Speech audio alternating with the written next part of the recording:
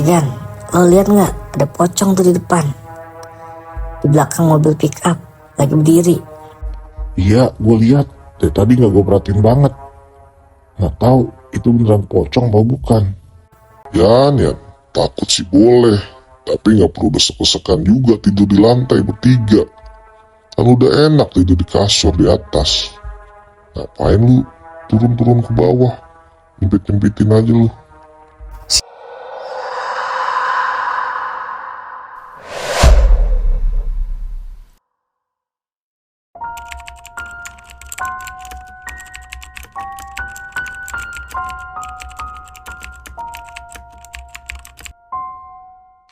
Balik lagi di channel Cerita Hororku bersama gue Ardan yang selalu memberikan cerita-cerita horor dari kisah nyata seseorang.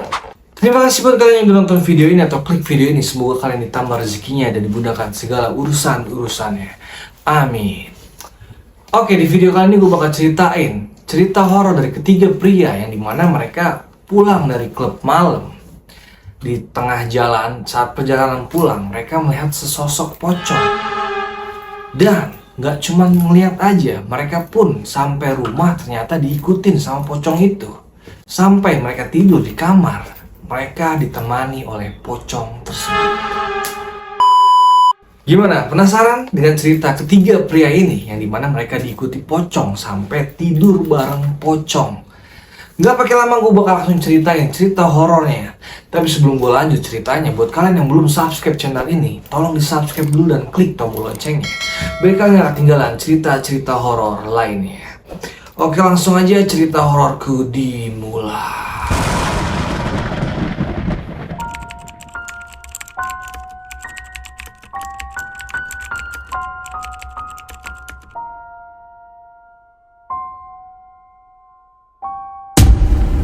Ketiga pria ini kita sebut saja dengan nama samaran Rian, Andre, dan Gani.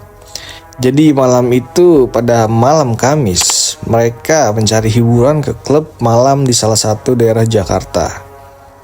Nah, mereka mabuk-mabuk lah tuh, minum, ya sampai mabuk berat lah mereka ini. Tapi ada salah satu dari mereka nggak sampai mabuk berat lah, cuman mabuk ya setengah mabuk lah. Akhirnya mereka setelah minum-minum atau senang-senang di klub malam tersebut, mereka keluar sekitar jam 2 pagi. Mereka membawa mobil dan yang mengemudikannya yaitu si Gani yang gak terlalu mabuk lah. Jadi Andre dan Rian tuh udah mabuk banget. Akhirnya mereka pulanglah ke daerah Depok melewati kawasan Lenteng Agung. Karena masih larut malam atau jam 2 pagi itu, kawasan Pasar Minggu yang mereka lintasi terasa sangat sepi. Di jalanan cuman hanya ada mobil mereka dan sebuah mobil pick up yang melaju di depan mobil mereka. Si Gani yang mengemudikan mobil itu gak berani ngebut nih atau mendahului mobil pick up tersebut. Karena kan kondisinya sedikit mabuk atau setengah sadar lah. Jadi kayak ngikutin mobil pickup itu dari belakang aja. Rian kebetulan duduk di depan di samping si Gani yang lagi bawa mobil. Nah, awalnya si Rian tidur nih, namun si Rian kebangun karena mau muntah, aduh mual banget. Tapi pas dilihat lagi sama si Gani langsung ditegur nih. Woi Yan, jangan jackpot di mobil gue lu. Iya, tenang aja, gak bakal gue muntah di mobil lu. Kalau mau muntah, lu bilang ya, nanti berhenti dulu aja gak apa-apa. Lu muntah di luar, jangan di mobil. Iya. Akhirnya si Rian gak jadi muntah tuh, cuman ngerasa pening aja nih. Jadi biar ngilangin rasa pusingnya si Rian pun memutuskan untuk melihat ke arah depan aja tuh, tepatnya ke arah mobil pickup yang lagi gak bawa apa-apa. Lagi menatap mobil tersebut, si Rian melihat ada kain putih naik secara perlahan dari bak belakang mobil pickup tersebut. Tentu aja si Rian agak kaget nih dan terus menatap kain tersebut. Dalam hati, itu apaan ya? Lalu kain putih tersebut tiba-tiba berdiri layaknya sesosok manusia. Di bagian atas kepalanya ada ikatan dan seraut wajah terlihat di sela-sela kain tersebut. Wajahnya setengah rusak seperti orang yang kecelakaan dan terseret di aspal. Bukan hanya itu, penampilannya terlihat semakin menakutkan karena masih terlihat ada cairan seperti darah di wajahnya. Si Rian langsung nelan ludah nih. Terus langsung nengok ke si Gani yang lagi bawa mobil. Dia nanyain nih, itu beneran nyata dia ngeliat pocong atau cuman hayalan aja, apalagi halu, karena kan si Rian juga lagi mabok nih. Tanyalah tuh sama si Gani. Gan, lo lihat nggak ada pocong tuh di depan, di belakang mobil pick up lagi berdiri. Iya, gue lihat. Dari tadi nggak gue perhatiin banget. Nggak tahu itu beneran pocong apa bukan. Bukan kali ya? Jangan-jangan kita lagi halu nih, kan kita lagi mabok. Si Rian coba kayak nenangin rasa takut si Rian sama si Gani itu saat itu. Singkat cerita, mereka sampailah nih di Lenteng Agung. Tapi anehnya, penampakan pocong itu terus aja ada, kayak masih nyata, masih ada di belakang mobil pickup itu. Akhirnya si Rian sama si Gani kayak makin takut nih. Tapi kok dia ada terus ya? Nggak hilang-hilang kan? Coba tanya si Andre dah, bangunin tuh yang di belakang. Dia ngeliat juga nggak? Akhirnya si Rian bangunin si Andre nih yang lagi tidur di belakang mobil. Dia nanyain nih, dia ngeliat pocong juga nggak tuh di belakang mobil pickup yang di depan mobil mereka. Iya gue lihat. Tapi beneran, apa karena gue mabuk aja kali ya? Si Andre sambil ngucek-ngucek matanya tuh pas dibangunin dan ditanyain sama si Rian, dia ngeliat pocong apa enggak. Tapi kita bertiga sama-sama ngeliat pocong nih. Masa kita bertiga hal yang sama sih? Lagian gue gak mabuk-mabuk banget kok. Ini gue masih bisa bawa mobil. Si Gani celetuk kayak gitu tuh sama si Andre dan Rian. Gak lama dari itu, tiba-tiba si Andre teriak nih sambil nunjuk ke depan. Woi, lihat tuh.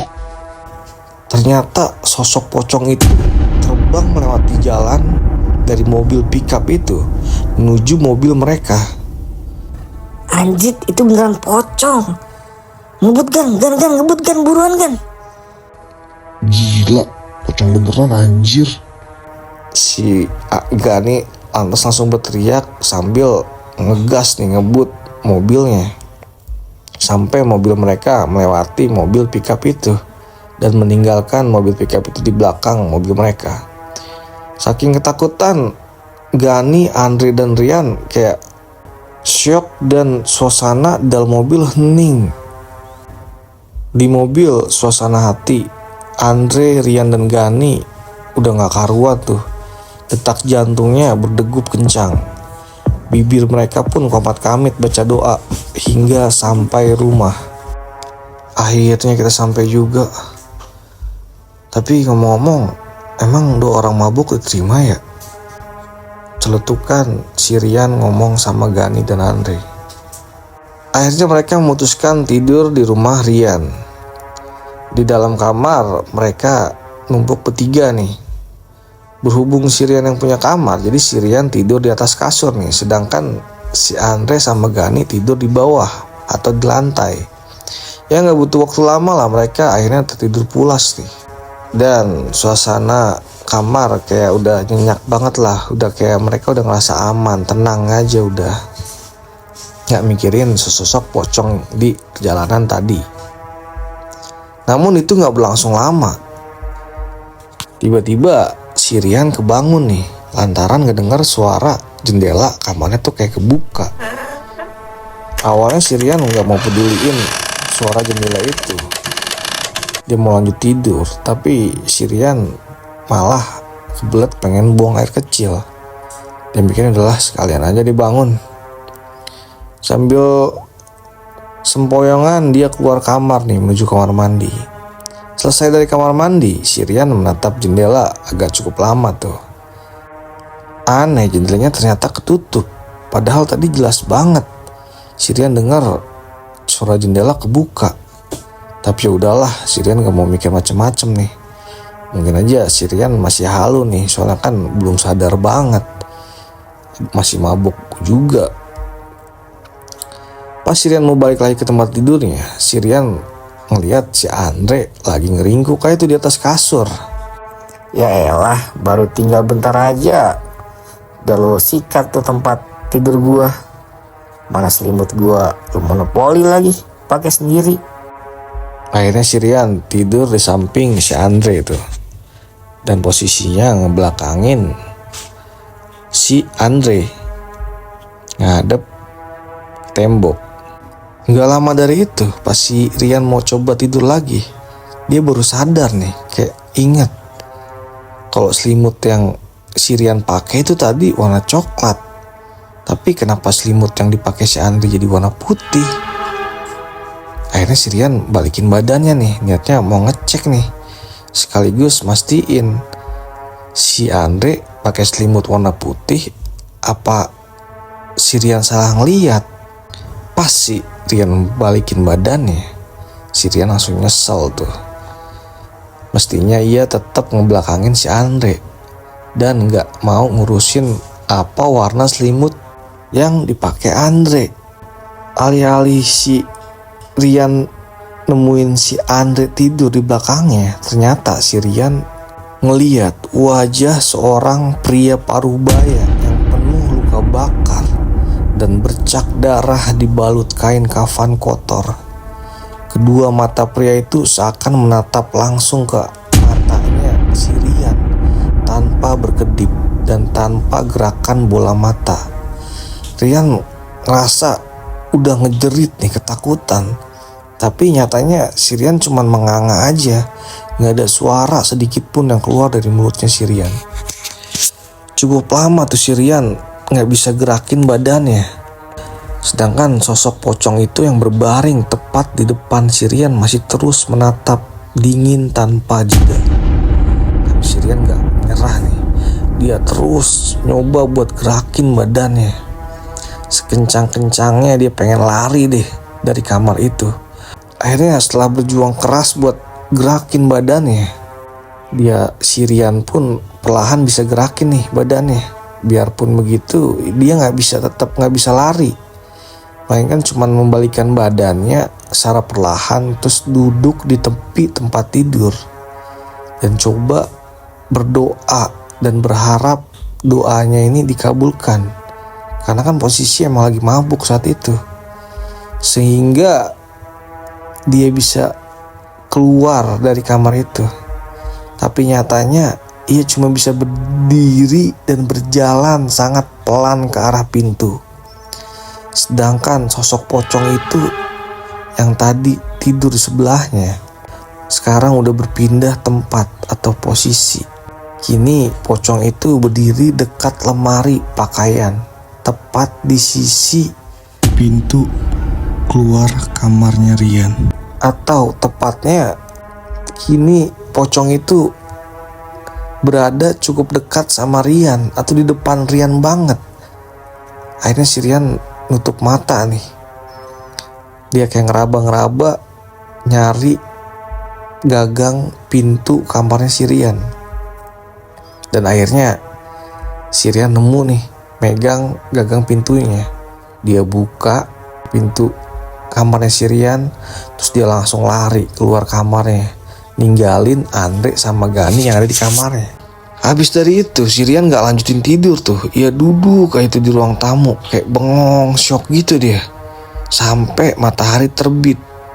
Bener-bener dia kayak orang bingung aja gitu. Dia ngeliat ke jam, ternyata udah jam 5:30, gak berasa tuh dia duduk di ruang tamu itu, kayak bener-bener orang gak sadar tapi melek matanya. Kalau si Rian ngelihat udah terang nih, udah pagi juga, akhirnya si Rian berani lagi nih buat balik lagi ke kamar. Pas masuk kamar, ternyata Andre udah bangun, langsung ngegerutu. Yan, takut sih boleh, tapi nggak perlu desek-desekan juga tidur di lantai bertiga. Kan udah enak tidur di kasur di atas. Ngapain lu turun-turun ke bawah? Nyempit-nyempitin aja lu. Si Rian langsung cuman senyum aja dan sambil ngejawab, Gua pakai selimut putih nggak, Andre? Iya, pakai selimut putih lu, ribet. Dah, gue mau kamar mandi dulu. Mendengar jawaban dari si Andre, si Rian langsung shock aja. Gak bisa jawab apa-apa lagi, cuman diem, bengong, kayak masih gak percaya. Pocong yang dia lihat di mobil pick up pas perjalanan pulang itu ternyata ngikutin sampai rumahnya si Rian, dan sampai dia tidur nemenin Andre dan Gani di kamarnya Rian.